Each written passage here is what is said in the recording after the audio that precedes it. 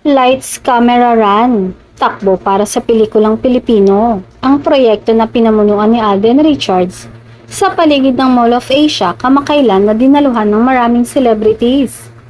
Bukod sa mga celebrities na nandun, ang couple na sina Kim Chiu at Paolo Avellino. Hindi pinalampas ng mga Kim Pao fans na makuhanan ng mga sweet moments ng dalawa mula sa sabay na pagdating.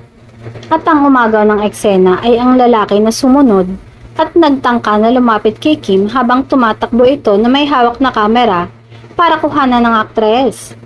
Buti na lang daw ay alerto si Paolo at pinagsabihan agad ang lalaki.